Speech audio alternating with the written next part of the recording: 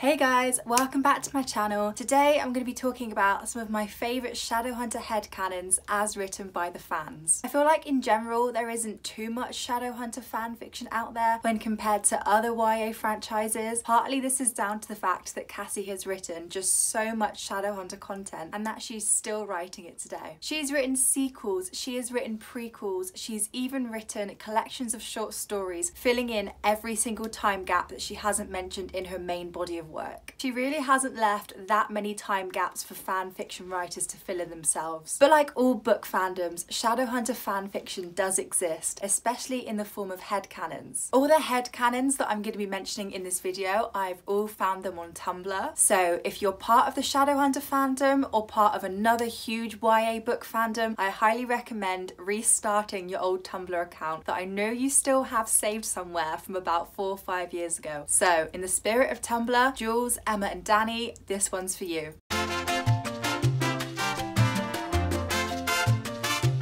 The first headcanons that I want to share with you are from my favourite Shadowhunter series, the Dark Artifices. I know, are you guys really surprised here? So we're going to start with a lovely one about Ty Blackthorn. Shout out to Kitty times Jordelia for writing this horrific headcanon that I just love so much. Just realised that Hollow Place, a pool that lets you feel any physical or emotional pain you cause someone else just by looking at it, is located at the Scholomance, meaning that it is completely possible that Ty Blackthorn has looked at it and literally felt Kit's heartbreak. Thanks for that. I feel like this headcanon is completely plausible and I feel like this is something Ty would definitely do and probably already has done. Moving on to my favourite character, Emma Carstairs, and Kit's Rook has this amazing headcanon about herself and Julian in later life. Anyone who thinks Julian and Emma would have children are wrong. Julian has had enough of that in his teen years. They don't want it. They do, however, foster dogs and cats, so many of them. They've probably had like 30 all come and go and there's no end in sight. Julian and Emma are the chill aunt and uncle who show up at Thanksgiving, chug all your dad's whiskey, serve up the apple pie, and then give advice that is either life-ruining, absolute tomfoolery, or the word of God. Obviously, a big part of the Dark Artifices was the fact that Julian ended up responsible for looking after all his younger brothers and sisters. So for me, this makes total sense that later in life he doesn't actually want his own kids with Emma because he's already had that experience and he already sees his younger siblings as his own kids. Also, the idea of Julian and Emma as the really cool auntie and uncle just warms my heart and I can just totally see that being a thing. Moving on from Emma and Julian to Emma and Tessa, and one of my favourite mutuals on Tumblr, Jules, also known as Chaotically Bookish, has written the following about their relationship. Emma is working her way through a list of books that Tessa suggested to her. They work together to plan Jem's birthday party every year and Tessa is the one who Emma goes to for relationship advice. I like to think that between training sessions, Emma definitely picks up some books, especially those that Tessa's recommended to her, and I really hope these books are actually young adult books themselves about young fearless women kicking ass. Jem and Emma's relationship has definitely developed after he revealed who he was and how he was actually related to her, and it's a really cute idea that Emma is working with Tessa to plan Jem's party every year. I really see that as a thing. And lastly, who better to go to relationship advice than Tessa, an immortal warlock who has had 2 humongous loves of her life and has managed to bag both guys and still live an independent and fearless life. Some more great headcanons from Jules are her headcanons of Emma and Jem's relationship. Jem always gets Emma the best birthday gifts. It's something different each year, but it's always exactly what she needs. On her first birthday she celebrated after the Dark War, she found an ornate sheath for Cortana on the doorstep of the Los Angeles Institute. She was left what Julian called mysterious gifts on the doorstep of the Institute for every holiday and birthday until Jem was able to introduce himself to Emma properly. After that, they came with a card. Jem is one of the most thoughtful characters in the whole of the Shadowhunter universe, so it totally makes sense that his presents to Emma are very thoughtful and very personalised. After Queen of Air and Darkness, Jem invited Emma to come to a concert with Kit and himself. It turned out that Kit is a fan of rock music. She accepted, but she was a little worried that if she got too wild at the concert, her 150-odd-year-old relative might be a little taken aback. She didn't need to worry. Much to Emma and Kit's shock, Jem was just as excited to be there as them, and fit in perfectly with the crowd, while also somehow still being the responsible adult in the group. Okay, so Cassie has basically confirmed that Jem and Kit's relationship is just such cute father-son goals. So it makes total sense that Jem invites Emma to join in on this family bonding time and go to a rock music concert. Jem is such a big fan of music, and I like to think that he's mixing making up for lost time and also bonding with his new family members here. Jem took Emma and Julian on a tour of London while they were on their travel year. Okay, I'm not being funny, but I feel like Cassie's literally going to write this. So please, if she does,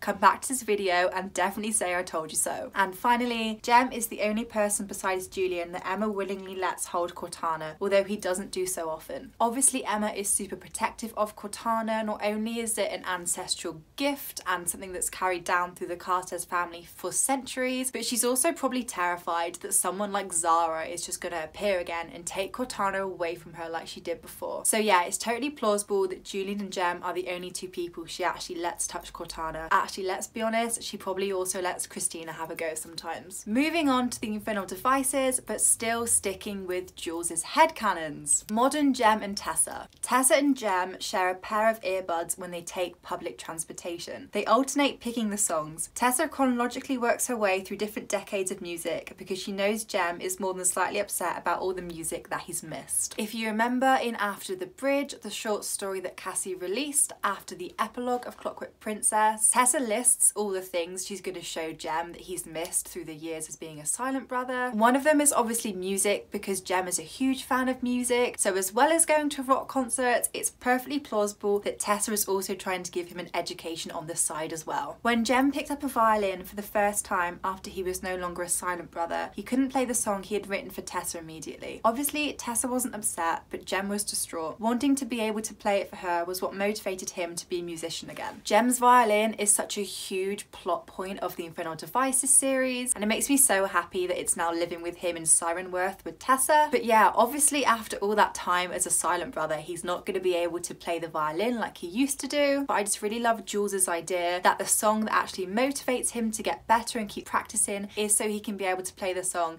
that he originally wrote for Tessa around the time of their engagement. Going back to Julian and Emma's travel year, and Julian and Emma made a point of visiting Blackfriars Bridge on their travel year because of Jem and Tessa. They sent Jem and Tessa a photo of them on the bridge, and that photo now hangs on Jem and Tessa's wall. So we know that in Sirenworth there are photos of Will, there are photos of Lucy and James, there are photos of the Merry Thieves, all the things that Tessa has kept from her time in Victorian and Edwardian London. But yeah, I like to think that between those photos there's also a nice picture of Julian and Emma on their travel year, standing by Blackfriars Bridge. When Magnus told Tessa he had dreamt about Jem being cured, she started collecting sheet music for him, just in case. She also cried with happiness. I have nothing to say other than I really feel like Cassie has written that headcanon. Like, that is just so accurate. And finally, like Emma, Jem is working his way through a list of books that Tessa recommended he read. There is no way that Tessa is letting Jem get away with reading all the novels he's missed in the years that he was away. And let's be real, the majority of these have also probably been recommended by Will as well. My good friend Emma, also known online previously as Cecily Fightwood, but now as the Prince of the Air, has written these amazing headcanons about Jem, Tessa, Kit and Mina. Probably one of the cutest family dynamics in the whole of the Shadowhunter Chronicles. Because they live at Sirenworth, Kit's always finding stuff that belonged to the Carstairs siblings. One of Cordelia's old pastel dresses or Alistair's discarded spears. One of the letters they left for each other. When he first arrived and felt alone, he took solace in it because he could tell how lonely they were and yet they still had each other. It also helped him get closer to Mina. If Kit is going to emulate any of the sibling dynamics in the Shadowhunter Chronicles, I am so happy he's trying to emulate that of between Cordelia and Alistair. Also, let's be honest, in a house as big as Sirenworth, seriously, you have to Google this. It's like a huge manor. There's definitely going to be some old stuff just left behind, like in the attic or like behind the fireplace. So it's perfectly plausible that Kit has definitely found some stuff of Cordelia and Alistair's. Jem, Tessa, Kit and Mina regularly play charades. Jem's awful at it, so it usually mostly ends up being Tessa and Kit just arguing over book and movie adaptations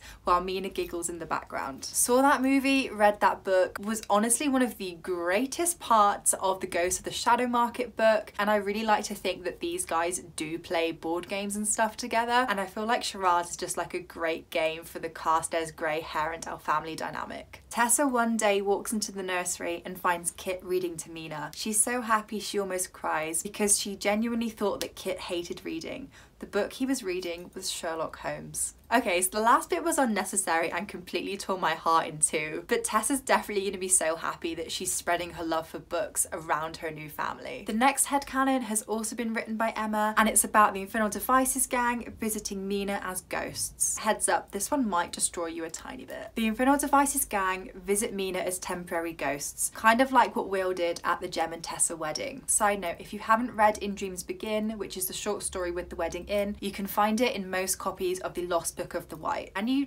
just have to read it. Please read it. They arrive in the middle of the night while Gem and Tessa are sleeping. Will can't bear the way their gazes seem to pass through him because they can't see ghosts. Will said that she was the most beautiful baby he'd ever seen, to which Charlotte pointed out that he had 2 children and 6 nieces and nephews. I said what I said, Charlotte. Henry remarked that she had the same black eyes as the Carstairs siblings, and they wasted a good 3 minutes trying to work out whether Mina was directly related to them within their mess of a family tree. They all stayed for a good hour or so until the sun began to rise and they heard the footsteps of Kit as he got up to check on Mina. I'm just gonna let you guys digest that and think about it because it actually makes me so sad and I feel like I can't even comment on it. I'm just gonna leave it with you and we're gonna move on. The Mortal Instruments, specifically Alec as Consul. As you know, at the end of Queen and Heir in Darkness, Alec becomes Consul, which, let's be real, was a long time coming. Back to Jules, aka Chaotically Bookish, and she's written these amazing headcanons about what Alec did next. During particularly busy and stressful days, Clary will bring Alec tacos to make sure he eats. I can't remember which Shadowhunter book or story it was, but Cassie's definitely written about the fact that Alec and Clary have grown a lot closer, particularly through their love of tacos. And the Mortal Instruments gang will definitely be taking turns to try and make sure that Alec stays healthy and look after him in his new role as Consul. And speaking of the Mortal Instruments gang trying to look after Alec, Magnus receives texts along the lines of, "Has Alec slept in the past week?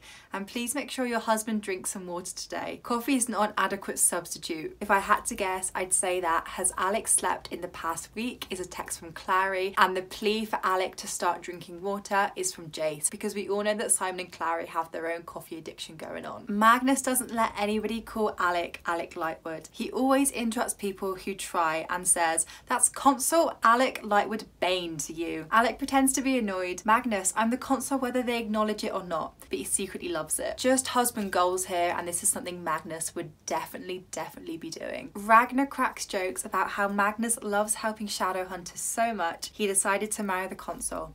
Frequently. Magnus does not appreciate this. Again, so accurate, such a Ragnar joke, and I genuinely feel like Cassie might write this later on. Alec commissions Clary and Julian to paint portraits of important Downworlder figures from history to hang alongside the portraits of famous Shadowhunters from history in institutes around the world. Magnus is endlessly amused by the portrait of Wolsey Scott that hangs in the New York City Institute because he knows that Wolsey hated the photo of him they used as a reference. Throwback to Wolsey Scott, he was such a great character. Obviously a big part of Alec's beliefs and Alec's role as a Consul is trying to unite the Shadowhunters of Downworlders, and commissioning Clary and Julian to paint these paintings of famous Downworlders again is just so accurate. I am just so impressed that Jules managed to come up with this, and for me it's completely canon in my head. Alec makes the new academy add comprehensive Downworlder history to their curriculum. He has the Alliance oversee this to make sure the curriculum is accurate and, as Alec phrases it, free of Nephilim arrogance.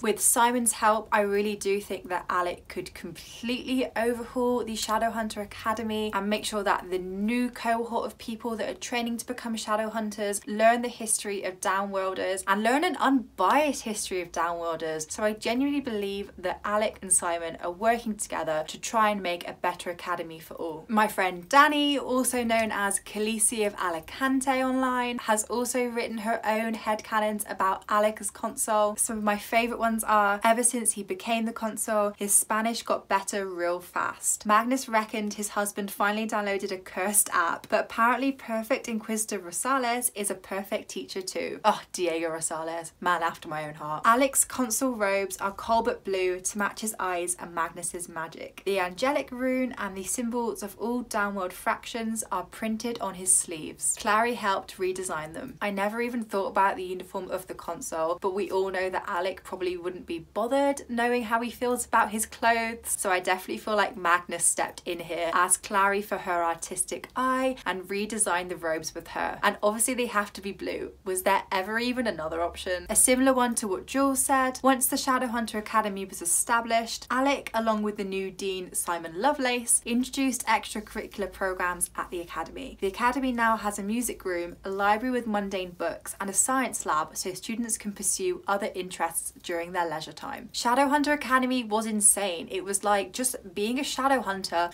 24/7. And for people that aren't Shadowhunters yet, that's just insane. They need some time off. So yes, extracurricular programs at the academy is a thumbs up from me, and especially with Simon's help, I just think this is a great idea. Alec appointed Isabel as the weapons master of the Clave. She is currently working as an apprentice in the LA Institute under Diana Rayburn. Obviously Diana's got her weapons shop. Isabel just loves weapons, she loves her whip, so I feel like weapons master is just the best role for her. And finally, the first week after Alec's induction, the Downworlders threw a party to celebrate. There is word that the party is still going on. It's been 2 years. With Downworlder parties like the one that Magnus took Alec to in the Red Scrolls of Magic, a party that has been going on for over 2 years in Downworld is just so believable, let's be real. So the last Shadowhunter series, before I move on to just some of my favourite miscellaneous and random odd headcanons, is The Last Hours. Going back to Emma, and she's written some amazing headcanons of Sophie and Gideon and their children. Thomas bakes scones with Sophie every Sunday as a mother-son bonding activity. Sophie then proceeds to make several comments about Thomas thankfully not inheriting his father's dislike of scones, seeing as their hard work therefore will not go to waste. To this day, Thomas has no idea why his father turns an interesting shade of puce whenever such comments are made. As a fandom, we can never forget the Sophie and Gideon scone fiasco. That will forever stay in my heart. It was such a good time to be alive. The first time Barbara met Sophie as a baby, she put her hand up to stroke her scar. Obviously Sophie is beautiful with or without her scar, and Gideon is one of the first people to actually see that, and obviously their child together, Barbara, will also think her mother is beautiful as well. Gideon and Sophie make sure that their children know how important it is to protect people who can't protect themselves. Their upbringing is the reason why Thomas is the protector of his friendship group. If you remember that scene in Chain of Gold when Matthew and Thomas are discussing everyone's roles in the Merry Thieves, and Matthew kind of suggests that Thomas is like the sensible protector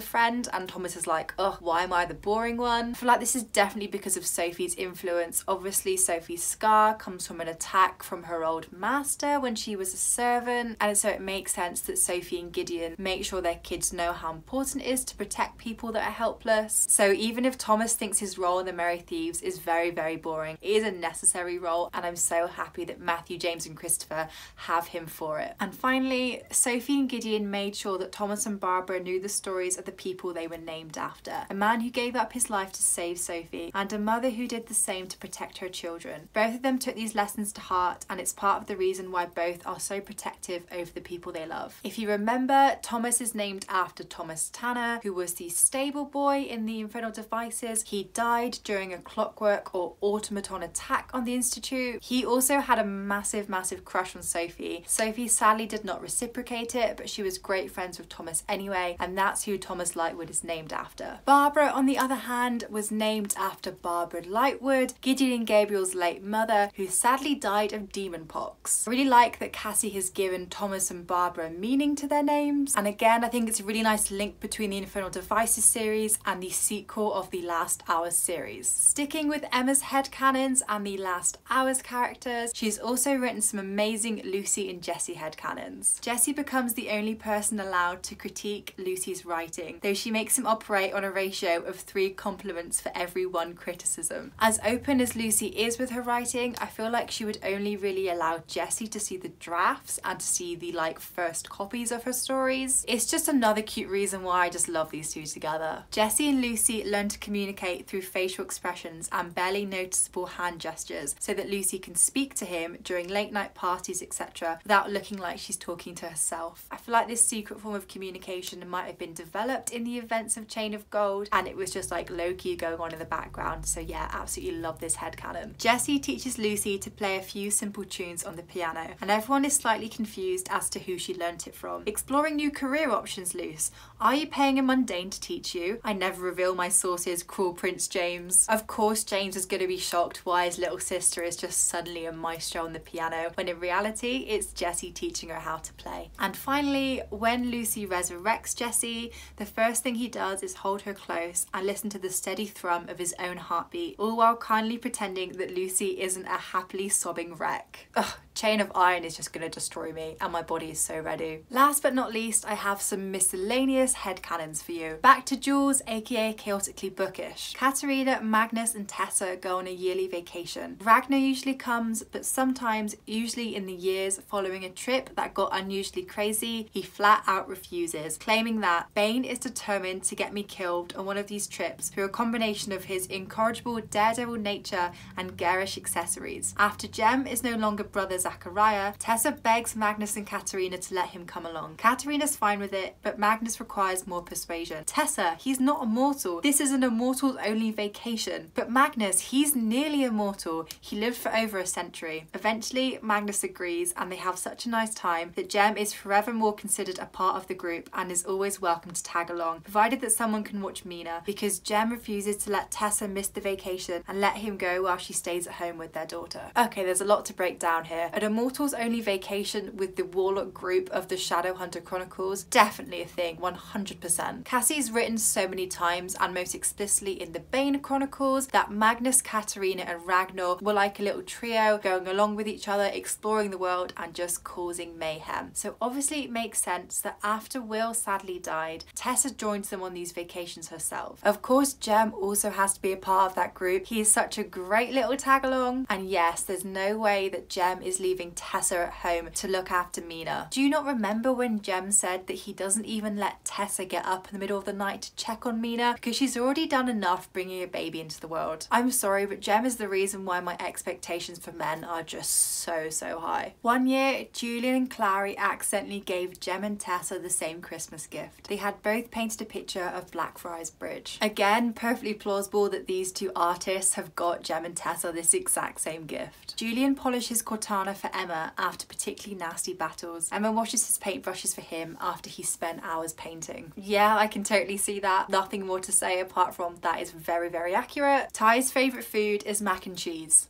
That's it. That's the headcanon. And yeah, I believe it. Magnus does Clary's eyeliner before they go out. Hold still, Biscuit. No, you're still moving. Magnus and Clary's relationship is just so cute. I have enjoyed seeing these two get closer, and it just warmed my heart when Magnus said that Clary's was one of the only children he has seen properly grown up, from a tiny baby to the young woman that she is today. A quick jump back to the Infernal Devices. Gabriel asked Will to teach him Welsh so he could surprise Cecily and propose to her in Welsh. Will, of course, does not teach him properly and finds it very funny when Gabriel tells Cecily that she will make a lovely Mrs. Worm. Cecily assumes that this is just how Gabriel has decided to propose and accepts anyway. It is only when Cecily tells Sophie that poorly done marriage proposals run in the Lightwood family and Gabriel overhears that they realise what Will has done. You have no idea how much money I would pay to see the Cecily and Gabriel proposal, but let's be real here, this is probably how it went down for sure. The last of Jules's amazing headcanons that I want to share with you are actually ones that I worked with her to do as well. Oddly niche, but these ones centre around clothing. So these headcanons actually came to light when we were discussing how we think Jem prepared himself to meet Tessa on Blackfriars Bridge after he became mortal again. Anyway, the following headcanons were a result of this conversation. Before Jem went to meet Tessa on Blackfriars Bridge after he was cured, he decided to go buy some new clothes. His parchment robes weren't very flattering, and he wanted Tessa to think he looked cute, and he wasn't going to be glamoured and didn't want to be stared at by mundanes. However, he quickly realised that fashion had really changed since the last time he had to buy clothes. Jem nervously wandered around the shops for hours and got very confused about how modern clothing worked. I'm sorry to bother you, but what are those trousers on this shelf over there? You mean the jeans? Excuse me, where are your waistcoats? Oh, I'm sorry, sir, we only sell casual clothing. Yes, casual waistcoats, not evening dress. You just can't tell me that this didn't happen. I'm fully convinced that when Jem was trying to find the perfect outfit to go meet the love of his life, he was not confused by what was going on in the current fashion. Jem develops a love for funky socks. When he first sees some in a store, he gets really excited to the point where his enthusiasm slightly scares the shop assistants. Wow, these ones have ducks, and these ones have horses, and these ones, I don't know why, but I feel like if Jem is going to be obsessed with one piece of clothing, it's gotta be socks. I don't know why I believe this, but I just do, and I really hope you guys are on the same page here with this. Carrying on with the sock theme, Kit gives him a pair with little violins on them for his birthday, and Jem absolutely loves them. They become his favourite pair almost instantly. Socks and violins, it's just a win-win situation, isn't it? Switching over to some other characters in the Shadowhunter Chronicles, and Magnus will literally cast spells on Alec's sweaters so that they don't fall apart or get stained too easily, since Alec has a tendency to wear them until they literally unravel, and he ends up wearing a pile of yarn unidentifiable as something that was once a sweater. Similarly, this headcanon links up with Danny's from earlier, as Alec being the consul and Magnus and Clary redesigning his robes. Alec just doesn't care for fashion or clothing, and he really needs the help of his husband to just dress appropriately and like form together some sort of outfit. Emma coordinates her outfit so that the colours complement Cortana. We all know that Emma is all about the aesthetic, and for me she's probably dressing in like golds, loads of warm colours, some like warm browns, some red hues. She totally knows what goes with her golden sword. Since Emma and Clary both love vintage shopping, they'll often buy something for the other person if they see something they think the other would like in their size. This results in vintage dresses being mailed to LA and New York City a lot. On Emma and Julian's travel year, they get lots of texts from Clary asking where they'll be in a few weeks because she's found something for Emma. On one memorable occasion, Clary portaled from New York City to LA because Emma needed a dress that night, and Clary happened to find the perfect one in a vintage store in New York. Even though Clary dresses quite tomboyish, I feel like she really does like a vintage store. I'm talking like oversized sweaters, just really relaxed casual pieces, whereas obviously Emma's big up on the vintage dresses, the vintage ensembles. Together they are a force to be reckoned with. Staying on Clary, both Clary and Julian have 4 categories of t-shirts. Little to no paint stains, a few noticeable paint stains, definitely paint stained,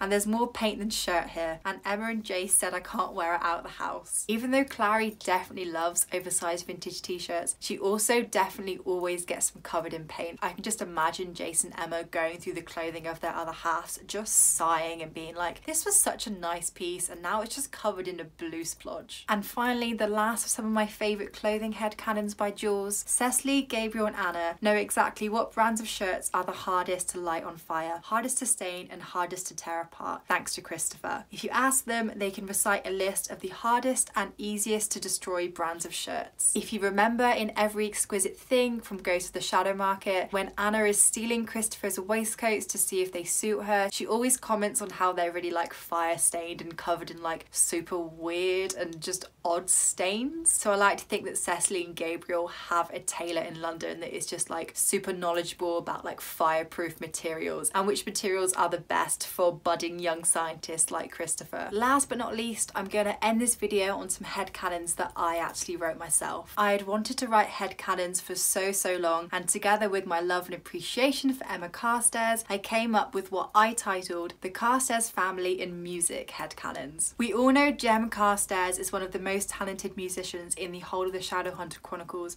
and that sadly Emma didn't inherit his talent on the violin. However, like her ancestor Cordelia, Emma is really good at keeping a rhythm through dancing. For me, being really good at training goes hand in hand with being really good at dancing. It's all about like finding your footing and keeping a rhythm. So it's perfectly plausible that Emma is just an amazing dancer, even if she can't play the violin like her ancestor Jem. Emma is really into music, not playing it, but listening to it and dancing to it, especially when she goes out partying in LA with Julian, Christina, Mark and Kieran. You cannot say that the 5 of these do not go out partying together. Sometimes Sometimes, in the training room when no one is watching, Emma practices dancing with Cortana in graceful arcs with music playing through her earphones, totally unaware that one of her ancestors did something similar in a scandalous downworlder salon in 20th century London. I'm not being dramatic when I say that Cordelia's dance in the hair roll actually changed my life, and I can definitely imagine Emma doing something similar with Cortana in the LA training room today. Emma's music taste is a complete mixture of everything and anything. Some of her favourite Spotify playlists include old school R&B and hip hop, influenced by her favourite parts of LA culture, indie classics, heavily recommended by Ty, pop trash sent over by Clary and Simon, and Latin reggaeton,